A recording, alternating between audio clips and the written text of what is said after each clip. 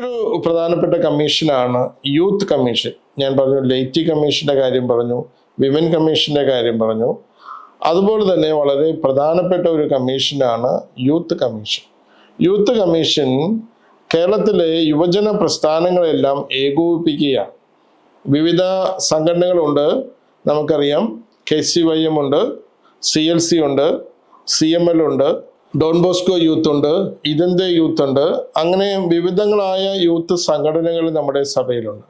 ഈ സംഘടനകളെല്ലാം ഏകോപിപ്പിച്ച് youth commission നേതൃത്വത്തിൽ അവരുടെ തനതായ ശൈലിയും അവരുടെ പ്രഖ്യാപിത നയങ്ങളും അവരുടെ ബൈലോ അനുസരിച്ചുള്ള പ്രവർത്തനങ്ങളും മുന്നോട്ട് കൊണ്ടുപോകുമ്പോൾ തന്നെ പരസ്പരത്തിൽ വളരെ സഹകരിച്ച് ഈ സംഘടനകളെല്ലാം പ്രവർത്തിക്കുന്നുണ്ട് എന്ന് ഉറപ്പുവരുത്തുക എന്നതാണ് ഈ കമ്മീഷൻ ചെയ്തുകൊണ്ടിരിക്കുന്നത്. ഭാഗ്യവശാൽ ഈ വർഷം 2024 യൂത്ത് ഇയർ ആയിട്ട് സഭ പ്രഖ്യാപിച്ചിരിക്കുകയാണ്.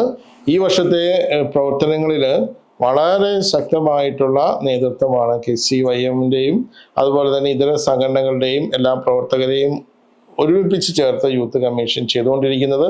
യൂത്ത് കമ്മീഷന്റെ ചെയർമാൻ ആയിരിക്കുന്നത് തിരുവനന്തപുരം രൂപതയുടെ സഹായമെത്രാൻ ഡോക്ടർ ക്രിസ്തുദാസ് പിതാവും വൈസ് ചെയർമാൻമാരായിരിക്കുന്നത് ജോസഫ് പണ്ടാരശ്ശേരി പിതാവും മാത്യൂസ് മാർ പോളികാർപ്പസ് പിതാവുമാണ്. അതിന് സെക്രട്ടറിയായിട്ട് വർക്ക് ചെയ്യുന്നത് സ്റ്റീഫൻ തോമസ് ചാലക്കര അച്ഛനും, ജോയിന്റ് സെക്രട്ടറിമാരായിട്ട് പ്രവർത്തിക്കുന്നത് ജേക്കബ് ചക്കാന്തറ അച്ഛനും ജോജു അറക്കത്തറ അച്ഛനും അതുപോലെ തന്നെ പ്രബീഷ് ജോർജ് അച്ഛനുമാണ് പ്രവർത്തിക്കുന്നത്. ഇതിന് കീഴിൽ വരുന്ന ഒരു സംഘടനയാണ് KCYM, Kerala Catholic youth movement. എല്ലാ രൂപതകളിലും KCYM വളരെ ശക്തമായി പ്രവർത്തിക്കുന്നുണ്ട്.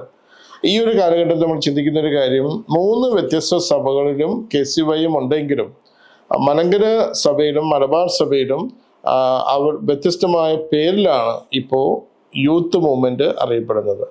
അത് KCYM-ന്റെ ഒരു സംഘടന സഹകരണത്തോടു കൂടി അല്ലെങ്കിൽ KCYM-ന്റെ ഭാഗമായി തന്നെയാണ് ഈ യൂത്ത് മൂവ്മെന്റുകളും പ്രവർത്തിക്കുന്നത് എന്നത് നമ്മൾ വളരെ ഗൗരവമായി കാണേണ്ട ഒരു കാര്യമാണ്. KCYM എന്ന പേര് ഇല്ലെങ്കിൽ പോലും ഈ 2 സ്വീസ് ചർച്ചസിലുമുള്ള യുവജന പ്രസ്ഥാനങ്ങൾ KCYM-ന്റെ ഭാഗമായി തന്നെയാണ് പ്രവർത്തിക്കുന്നത്.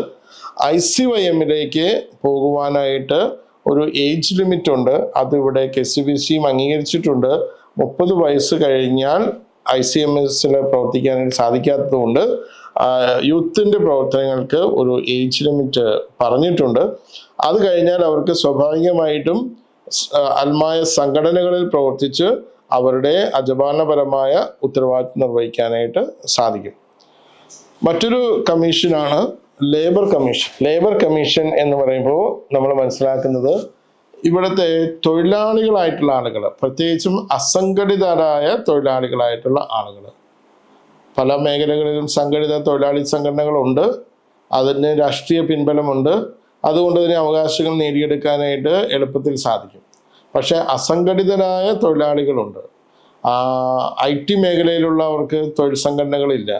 അതുപോലെ തന്നെ ഇതര സംസ്ഥാനങ്ങളിൽ നിന്ന് ഇവിടെ വന്ന് ജോലി ചെയ്യുന്നവർക്ക് തൊഴിൽ സംഘടനകളില്ല. പിന്നെ പ്രൈവറ്റ് മേഖലകളിൽ പ്രവർത്തിക്കുന്ന പല ആളുകൾക്കും തൊഴിൽ സംഘടനകളില്ല. അതുകൊണ്ട് തന്നെ പലപ്പോഴും ഈ തൊഴിലാളികളെ ചൂഷണത്തിന് വിധേയരാകുന്നുണ്ട്. ഈ തൊഴിൽ സംരംഭകരുടെ ചൂഷണത്തിന് വിധേയരാകുന്നുണ്ട്. ഗവൺമെന്റ് പറയുന്ന പല ആനുകൂല്യങ്ങളും അവർക്ക് കിട്ടാതെ പോകുന്നുണ്ട്.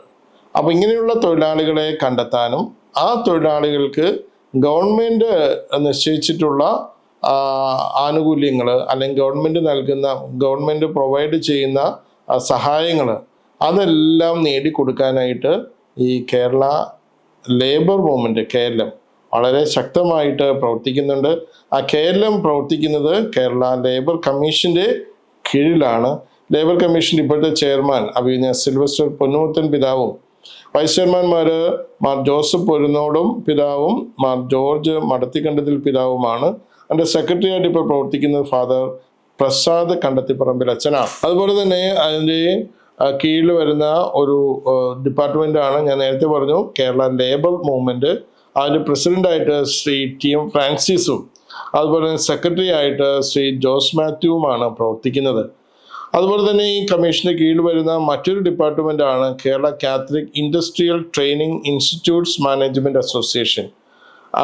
ഈ മാനേജ്മെന്റ്, അതായത് ഇൻഡസ്ട്രി മേഖലയിൽ പ്രവർത്തിക്കുന്ന നമ്മുടെ സംവിധാനങ്ങളെല്ലാം ഈ ലേബർ കമ്മീഷന്റെ കീഴിൽ തന്നെ കൂട്ടിച്ചേർത്ത് അവർക്കും ഗവൺമെന്റിന്റെ ആനുകൂല്യങ്ങൾ ലഭിക്കാനായിട്ടുള്ള സാഹചര്യങ്ങൾ സൃഷ്ടിക്കുക എന്നതാണ് അതിൻ്റെ ഉദ്ദേശം.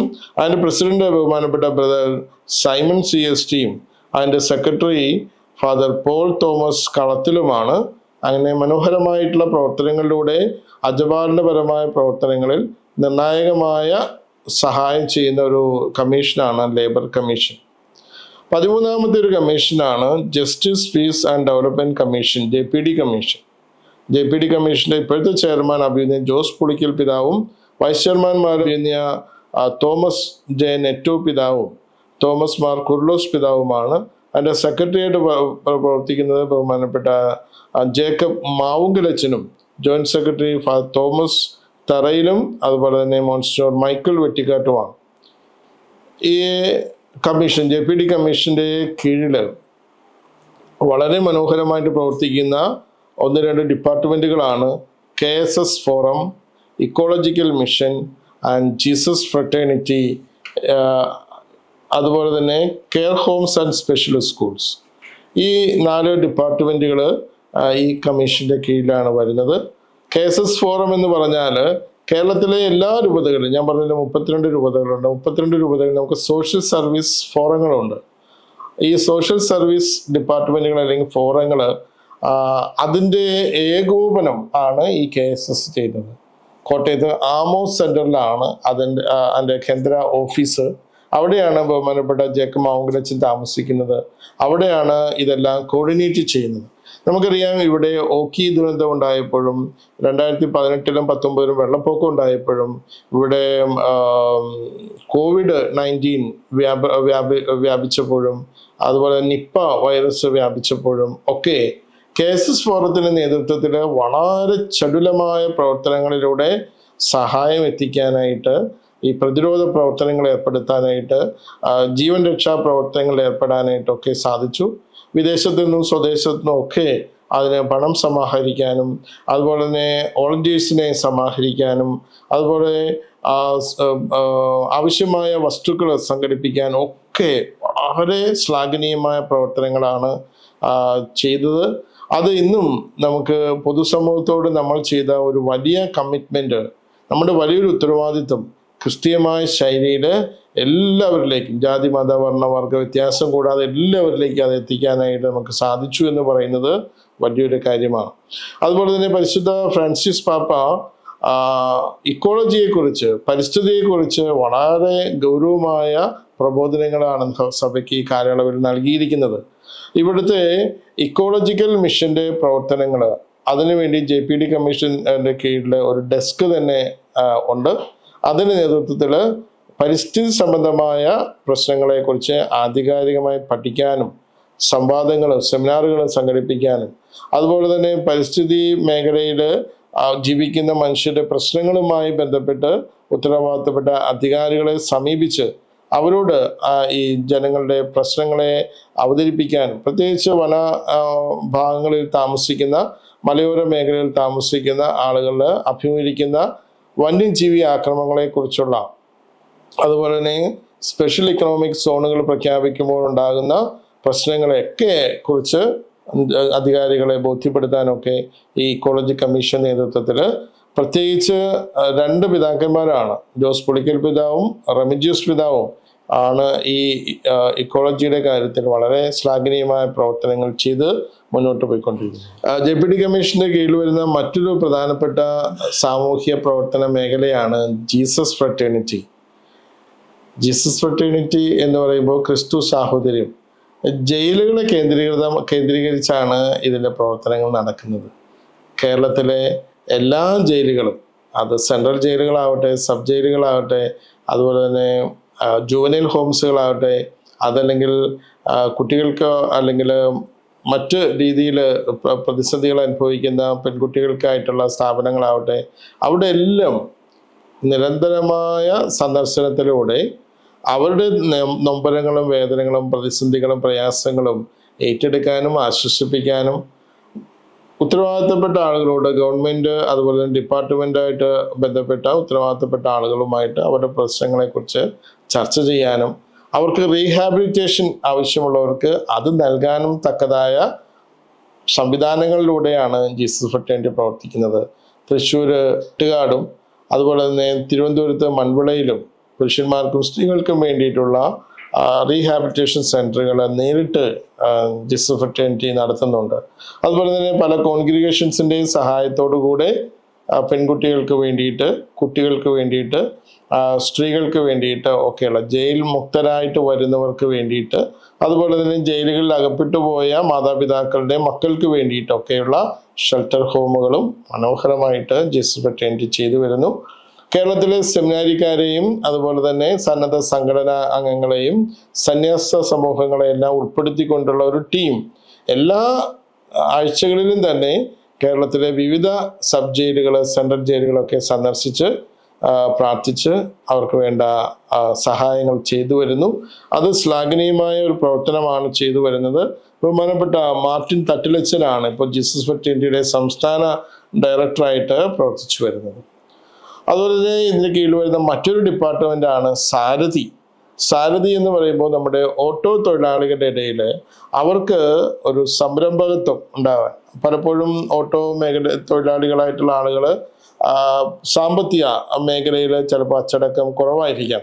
കാരണം അവർക്ക് കിട്ടുന്ന കാശ് എങ്ങനെയാണ് പ്രോപ്പറായിട്ട് ഹാൻഡിൽ ചെയ്യേണ്ടതെന്ന് അവർക്ക് പലർക്കും അറിഞ്ഞുകൂടാ.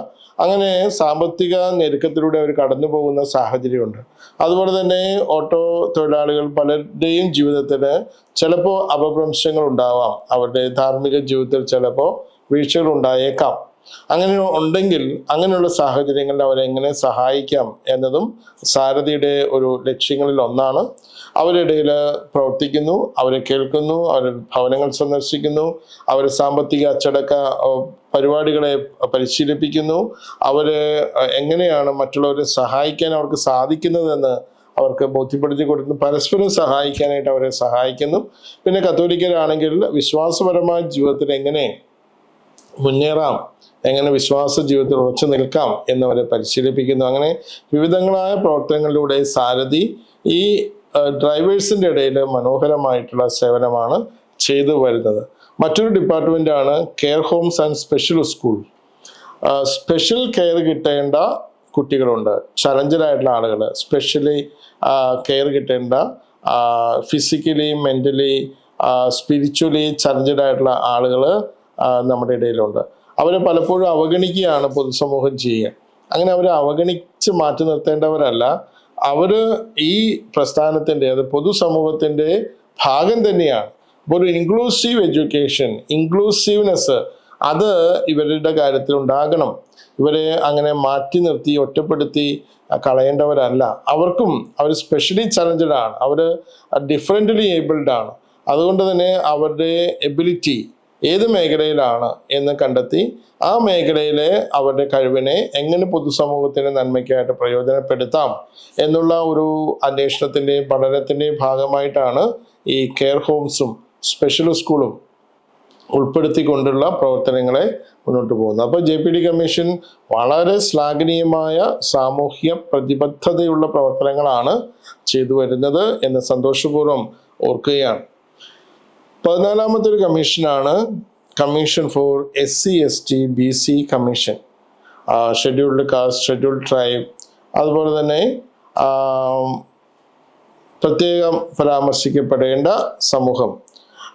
അങ്ങനെ കേരളത്തിലെ ക്രൈസ്തവരുടെ ഇടയിൽ തന്നെയുള്ള ദളിത് വിഭാഗത്തിൽ നിന്ന് ക്രൈസ്തവ സമൂഹത്തിലേക്ക് വന്നിട്ടുള്ള സഹോദരങ്ങളുടെ സാമൂഹ്യപരമായ പരാധീനതകളെ എങ്ങനെ പരിഹരിക്കാം, ഒരു സഭയെന്ന കാഴ്ചപ്പാടിൽ അവരെ എങ്ങനെ മുഖ്യധാരയിലേക്ക് കൊണ്ടുവരാം. മാറ്റി നിർത്തുക എന്നുള്ളതല്ല, ചേർത്ത് നിർത്തുക എന്നുള്ളതാണ്. നമുക്കറിയാം കത്തോലിക്ക വിശ്വാസത്തിലേക്ക്, ക്രിസ്ത്യ വിശ്വാസത്തിലേക്ക് ആര് കടന്നു വന്നാലും എല്ലാവരും തുല്യരാണ്. ഈശോയുടെ മുമ്പിൽ അങ്ങനെ ഒരു വേർകൂറില്ല എന്ന് നമുക്കറിയാം. എല്ലാവരും, ഇന്നലെ വന്നവനും ഇന്ന് വന്നവനും നാളെ വരാനിരിക്കുന്നവനും ഈശോയുടെ മുമ്പിൽ ഒരുപോലെയാണ്. മുമ്പന്മാരിൽ പലരും പിമ്പന്മാരും, പിമ്പന്മാരിൽ പലരും മുമ്പന്മാരും ആവുമെന്ന് ഈശോ പറഞ്ഞിട്ടുണ്ട്. അതുകൊണ്ട് ഞാൻ മുമ്പേ വന്നവനാണ്, അതുകൊണ്ട് എനിക്ക് മേൽക്കൈ ഉണ്ട് എന്ന് സഭയിൽ ആർക്കും അവകാശപ്പെടാനായിട്ട് സാധിക്കില്ല. അങ്ങനെ മുമ്പന്മാരും ബിംബന്മാരും ഇല്ലാത്ത ഒരു സമൂഹം എന്ന രീതിയിലാണ് ഈശോ വിഭാവനം ചെയ്ത അവൻ്റെ വിശ്വാസ കൂട്ടായ്മ. ഈ ഒരു ബോധ്യത്തിലേക്ക് എല്ലാവരെയും കൊണ്ടുവരണം എന്നുള്ളതാണ് ഈ കമ്മീഷന്റെ പ്രവർത്തനം.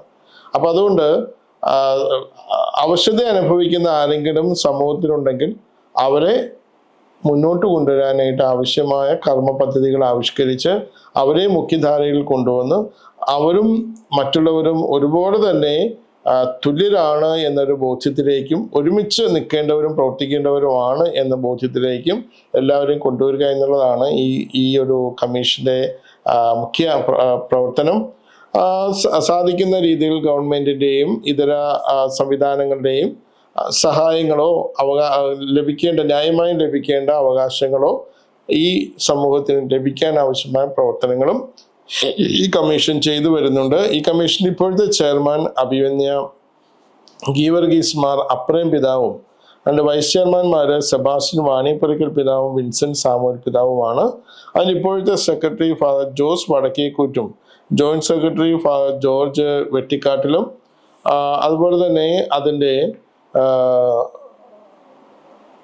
പ്രസിഡന്റായിട്ട് DCMS എന്ന് പറയുന്ന സംഘടനയുടെ പ്രസിഡന്റായിട്ട് ശ്രീ ജെയിംസ് എടവെങ്കലുമാണ് പ്രവർത്തിക്കുന്നത്. അതിൻ്റെ ഈ DCMSന്റെ സെക്രട്ടറി ആയിട്ട് ശ്രീ N ദേവദാസനും ആണ് പ്രവർത്തിക്കുന്നത്. സ്വാഭാവികമായിട്ടും ഈ കമ്മീഷന്റെ കീഴിൽ വരുന്ന DCMSന്റെ പ്രവർത്തനങ്ങൾ വളരെ ശ്ലാഘനീയമാണ്. അവർ വളരെ നല്ല ബോധ്യത്തോടും നല്ല കാഴ്ചപ്പാടോടും കൂടിയാണ് ആ സമൂഹത്തിന്റെ ഉന്നമനത്തിന് വേണ്ടി പ്രവർത്തിച്ചുകൊണ്ടിരിക്കുന്നത്. മറ്റൊരു കമ്മീഷനാണ് ടെമ്പറൻസ് കമ്മീഷൻ.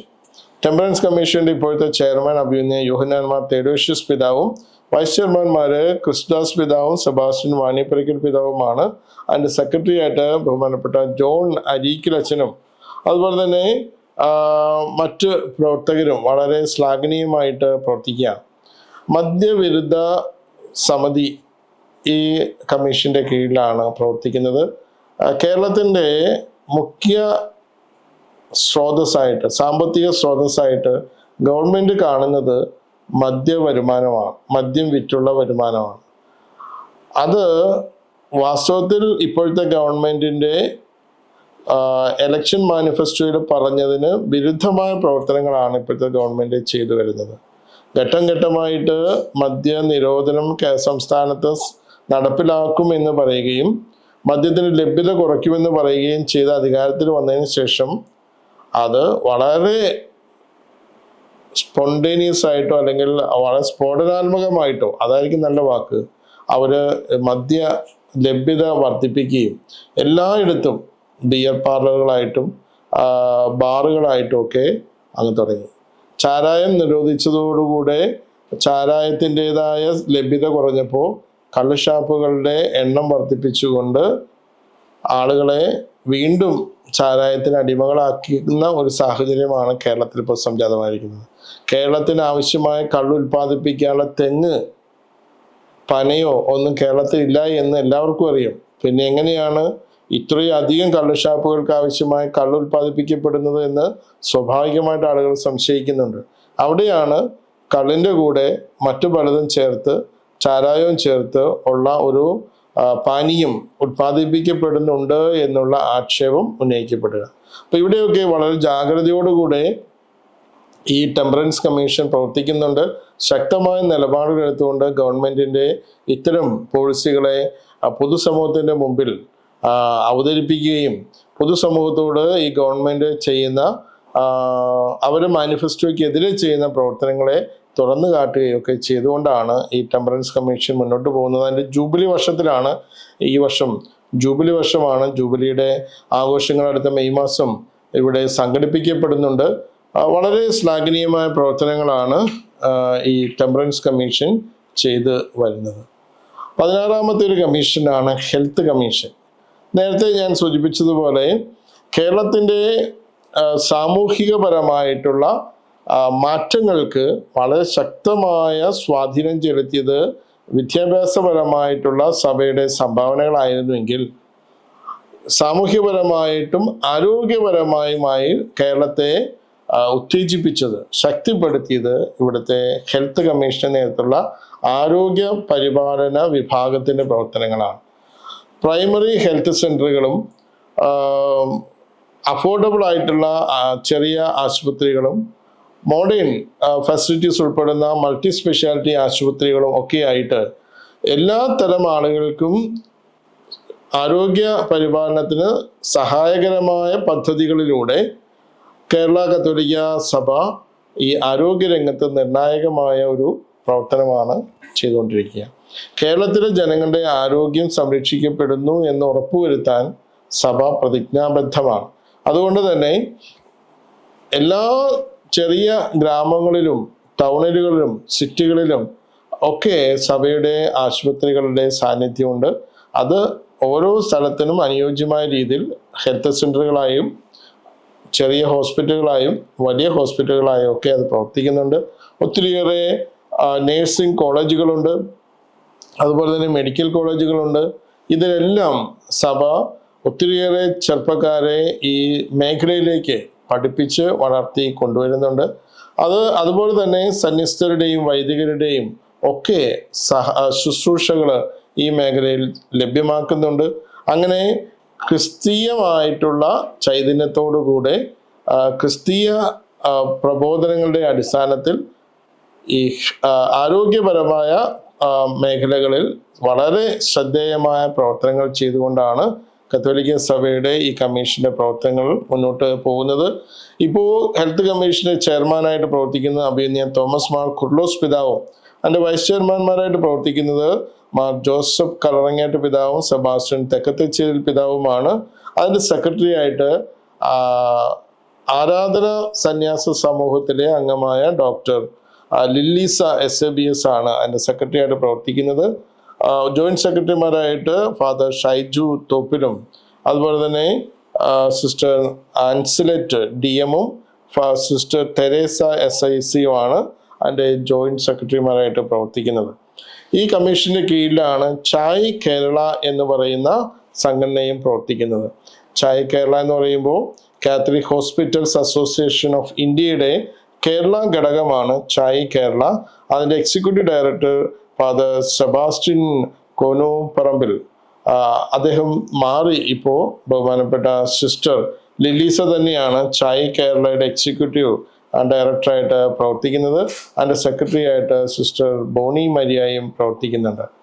ഈ ചായ് കേരളയുടെ പ്രത്യേകത പ്രധാനപ്പെട്ട ആശുപത്രികളിലേക്കും ചെറിയ ആശുപത്രികളിലേക്കും വേണ്ട എക്യുപ്മെന്റ്സ് എല്ലാം കോമൺ പർച്ചേസിലൂടെ ഒരു എന്താ പറയുക വലിയ സാമ്പത്തിക ഭാരം ഈ സ്ഥാപനങ്ങൾക്ക് വരാതെ രീതിയിൽ പർച്ചേസ് ചെയ്യാനായിട്ടുള്ള ഒരു സഹായം ചായ് കേരള മനോഹരമായിട്ട് ചെയ്യുന്നുണ്ട്. മറ്റൊരു കമ്മീഷനാണ് വൊക്കേഷൻ കമ്മീഷൻ. വൊക്കേഷൻ കമ്മീഷൻ നമുക്കറിയാം കേരളത്തിലെ സന്യാസ സമൂഹങ്ങളിലേക്കും രൂപത വൈദിക ജീവിതത്തിലേക്കും ഒക്കെ ചെറുപ്പക്കാരെ പ്രോത്സാഹിപ്പിച്ചുകൊണ്ട് ആകർഷിച്ചുകൊണ്ട് അവരുടെ വൊക്കേഷൻ അവരുടെ വിളി തിരിച്ചറിയാൻ അവരെ സഹായിക്കുന്ന പ്രവർത്തനങ്ങളിലൂടെയാണ് ഈ കമ്മീഷൻ മുന്നോട്ട് പോകുന്നത്. അഭിനന്ദ തോമസ് തറയിൽ പിതാവാണ് അതിൻ്റെ ചെയർമാൻ. അഭിനന്ദ മാത്യൂസ് മാർ പോളികാർപ്പസ് പിതാവും പീറ്റർ അബീർ ആന്റണി സ്വാമി പിതാവുമാണ് അതിൻ്റെ വൈസ് ചെയർമാൻമാർ. ഫാദർ ഷിജു ഐക്കരക്കാനായിലാണ് അതിൻ്റെ സെക്രട്ടറി. ഫാദർ ചാൾസ് ലിയോണും ഫാദർ ജോൺ കുറ്റിയിലും അതിലെ ജോയിന്റ് സെക്രട്ടറിമാരായിട്ട് മുന്നോട്ട് പ്രവർത്തിക്കുകയാണ്. ഈ വൊക്കേഷൻ കമ്മീഷന്റെ കീഴിലാണ് ചെറുപുഷ്പ മിഷൻ ലീഗ് CML എന്ന് പറയുന്ന ഭക്ത സംഘടന പ്രവർത്തിക്കുന്നത്. ചെറുപുഷ്പ മിഷൻ ലീഗ് നമുക്കറിയാം കൊച്ചേട്ടൻ്റെ നേതൃത്വത്തിൽ കുഞ്ഞേട്ടൻ്റെ നേതൃത്വത്തിൽ രൂപം കൊണ്ട ഒരു ഭക്ത സംഘടനയാണ്. അതിന് ഉദ്ദേശം എന്തായിരുന്നു വെച്ച് കഴിഞ്ഞാൽ 10-ാം പിയൂസ് മാർപ്പാപ്പ പറഞ്ഞില്ലേ, ഭാരതമേ നിന്റെ രക്ഷ നിന്റെ മക്കളിൽ എന്ന് പറഞ്ഞതുപോലെ ഭാരതത്തിന്റെ രക്ഷ ഭാരതത്തിലെ വിശ്വാസ സമൂഹത്തിന്റെ കരങ്ങളിലാണ്. അതുകൊണ്ട് ധാരാളം ദൈവവിളികൾ മിഷൻ മേഖലയിലേക്ക് പോകാനായിട്ട് പ്രവർത്തിക്കാനായിട്ട് ആവശ്യമുണ്ട്. അതുകൊണ്ട് മിഷണറിമാരെ പ്രോത്സാഹിപ്പിക്കുക, അവരെ പരിശീലിപ്പിക്കുക എന്ന ലക്ഷ്യത്തിൽ കുഞ്ഞുങ്ങളിൽ മിഷണറിമാരുടെ മിഷൻ പ്രവർത്തനങ്ങളെ കുറിച്ചുള്ള ഒരു പരിശീലനം, ഒരു അറിവ്, ഒരു ബോധ്യം കൊടുക്കുക എന്ന ലക്ഷ്യത്തോടു കൂടെ പാലയിൽ കുഞ്ഞേട്ടൻ ആരംഭിച്ചതാണ് ഈ ചെറുപുഷ്പ മിഷനിലേക്ക്. അതിൻ്റെ പ്രവർത്തനങ്ങളും ഇപ്പോൾ ഈ കമ്മീഷൻ്റെ കീഴിൽ തന്നെയാണ്. അതിൻ്റെ ഡയറക്ടറും കമ്മീഷൻ സെക്രട്ടറിയും ഷൈജു ഐക്കരക്കാനയിൽ അച്ഛൻ തന്നെയാണ്. അതിൻ്റെ പ്രസിഡന്റ് ശ്രീ ബേബിയും അതിൻ്റെ സെക്രട്ടറി ജിൻഡോ തോമസുമാണ്.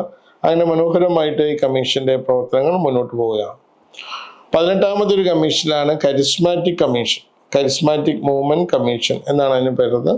അതിൻ്റെ ഇപ്പോഴത്തെ ചെയർമാൻ അഭിമന്യ വർഗീസ് ചക്കാലക്കൽ പിതാവും അതിൻ്റെ വൈസ് ചെയർമാൻമാർ ആന്റണി മാർ സിൽവാനോസ് പിതാവും അലക്സ് താരാമംഗലം പിതാവുമാണ്. അതിൻ്റെ സെക്രട്ടറി ബഹുമാനപ്പെട്ട ജോസഫ് താമരവിളി അച്ഛനാണ്. അതിൻ്റെ ജോയിന്റ് സെക്രട്ടറി ആയിട്ട് അലോഷ്യസ് കുളങ്ങര അച്ഛനും പ്രവർത്തിക്കുന്നുണ്ട്. നമുക്കറിയാം കേരളത്തിൻ്റെ ആധ്യാത്മിക ജീവിതത്തിന് വലിയ ആക്കം കൂട്ടിയത് ഇവിടുത്തെ കരിസ്മാറ്റിക് മൂവ്മെൻ്റാണ്.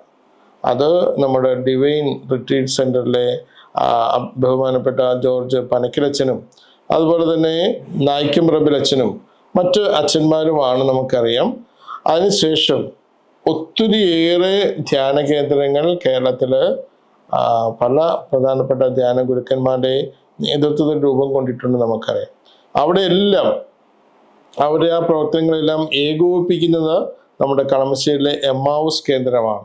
അപ്പോൾ ഈ കരിസ്മാറ്റിക് മൂവ്മെന്റ് കമ്മീഷനാണ് ഇതിനൊക്കെ നേതൃത്വം കൊടുത്തുകൊണ്ട് ഒരു അപ്പെക്സ് ബോഡി എന്ന രീതിയിൽ കരിസ്മാറ്റിക് പ്രവർത്തനങ്ങൾക്ക് രൂപവും ഭാവവും നൽകി മുന്നോട്ട് പോകുന്നത്. അവിടെ കേരളത്തിൻ്റെ ആധ്യാത്മിക ജീവിതത്തെ വലിയ തോതിൽ സ്വാധീനിക്കുന്ന ഈ പ്രവർത്തനങ്ങളെ സഭാ പ്രബോധനങ്ങളോട് ചേർന്ന് പോകുന്നുണ്ട് എന്നും ബൈബിൾ വ്യാഖ്യാനിക്കുമ്പോൾ അത് സഭാ പ്രബോധനങ്ങൾക്ക് അനുസരിച്ച് തന്നെയാണ് ഈ വചനപ്രഘോഷകരെ ബൈബിൾ വ്യാഖ്യാനിക്കുന്നതെന്നും ഉറപ്പുവരുത്തുക എന്നുള്ളത് ഈ കമ്മീഷന്റെ ഉത്തരവാദിത്തമാണ്.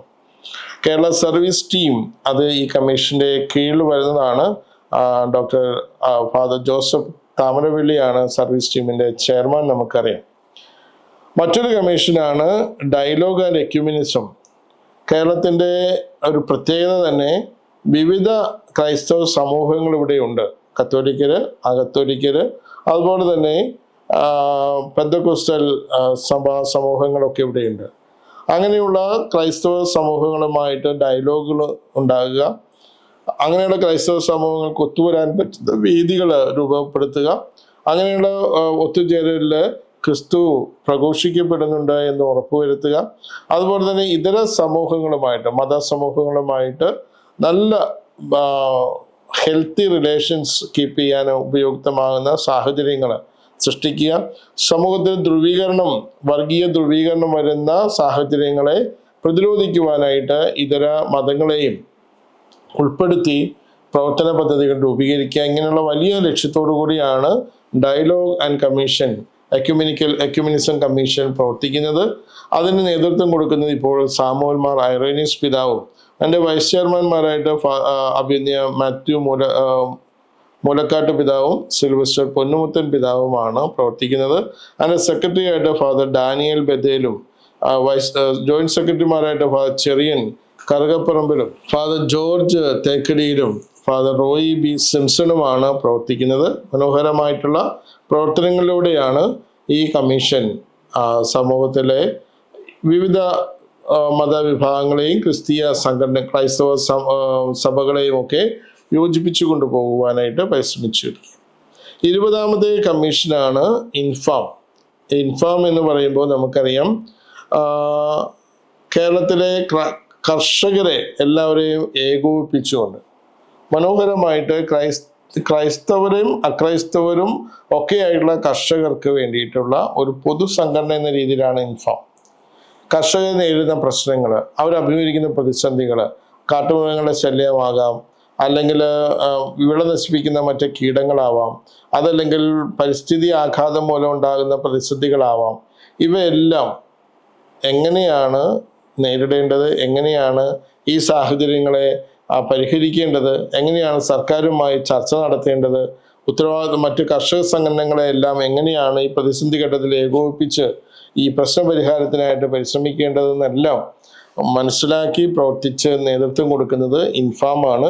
ഇൻഫാമിൻ്റെ ഇപ്പോഴത്തെ എപ്പിസ്കോപ്പൽ അഡ്വൈസർ റെമിജ്യൂസ് ഇഞ്ചനാനിയിൽ പിതാവും അതിൻ്റെ ചെയർമാനായിട്ട് ഇപ്പോൾ പ്രവർത്തിക്കുന്നത് തോമസ് മറ്റിമുണ്ടയിൽ അച്ഛനാണ്.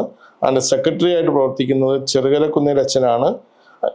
ഇൻഫാമിൻ്റെ ദേശീയ ഡയറക്ടറായിട്ട് പ്രവർത്തിക്കുന്നതും ജോസഫ് ചെറുകരക്കുന്നേൽ അച്ഛൻ തന്നെയാണ്. ഞാൻ നേരത്തെ പറഞ്ഞു കേരളത്തിലെ സഭയ്ക്ക് ഒരു പാസ്റ്ററൽ കൗൺസിലുണ്ട്. അതാണ് 21ാമത്തെ കമ്മീഷനായിട്ടോ അല്ലെങ്കിൽ ഡിപ്പാർട്ട്മെൻ്റ് ആയിട്ടോ നമ്മൾ കാണുന്നത്. KCC എന്നാണ് അതിന് പറയുന്നത്, Kerala catholic council. Kerala catholic കൗൺസിലിൻ്റെ പ്രസിഡന്റ് KCBCയുടെ പ്രസിഡന്റ് തന്നെയാണ് ഇപ്പോൾ ബെസിലിയൂസ് കാർഡിനൽ ക്ലീമിസ് കാതോലിക്കോസ് ആണ് അതിൻ്റെ പ്രസിഡന്റ്. അതിൻ്റെ സെക്രട്ടറി ജനറലായിട്ട് പ്രവർത്തിക്കുന്നത് KCBCയുടെ ഡെപ്യൂട്ടി സെക്രട്ടറി ഫാദർ ജേക്കബ് പാലക്കപ്പള്ളിയാണ്. ജോയിന്റ് സെക്രട്ടറി ആയിട്ട് പ്രവർത്തിക്കുന്നത് ശ്രീമതി ജെസ്സി ജെയിംസ് ആണ്, കോട്ടപ്പുറം രൂപതയിൽ നിന്നുള്ള. അതിൻ്റെ മറ്റ് സഹകാരികളായിട്ടുള്ളത് ശ്രീ വിപിൻ ദാസ്, അതുപോലെ ഡോക്ടർ തോമാച്ചൻ സേവ്യർ എന്നിവരാണ്. അതിന് വൈസ് പ്രസിഡന്റുമാരായിട്ട് പ്രവർത്തിക്കുന്നത് പ്രൊഫസർ ഡോക്ടർ MA ജോസഫ്, അതുപോലെ തന്നെ ഡോക്ടർ ടോമി ഈപ്പൻ. അതിന് ട്രഷറായിട്ട് പ്രവർത്തിക്കുന്നത് ജോഷി വടക്കൻ.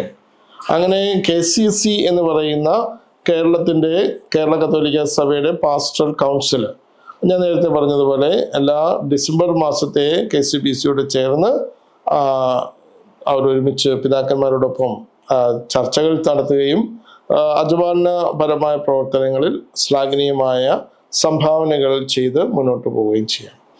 ഇത്തരം 21 ഡിപ്പാർട്ട്മെന്റുകൾ, കമ്മീഷൻസ് എല്ലാവരും ഒരുമിച്ചാണ് ഈ കേരള കത്തോലിക്ക മെത്രാൻ സമിതിയുടെ പ്രവർത്തനങ്ങൾക്ക് നേതൃത്വം കൊടുക്കുന്നത്. അഭിനന്ദ പിതാക്കന്മാർ എടുക്കുന്ന തീരുമാനങ്ങൾ, നയങ്ങൾ, അവർ നമുക്ക് നൽകുന്ന നിർദ്ദേശങ്ങൾ, ഇതെല്ലാം കേരള സഭയിലെ എല്ലാവരിലേക്കും എത്തിക്കുക, പൊതുസമൂഹത്തിലേക്ക് എത്തിക്കുക എന്നുള്ളത് ഈ 21 കമ്മീഷൻസിൻ്റെയും അതിന് കീഴിലുള്ള ഡിപ്പാർട്ട്മെൻറ്റുകളുടെയും പ്രവർത്തനങ്ങളാണ്.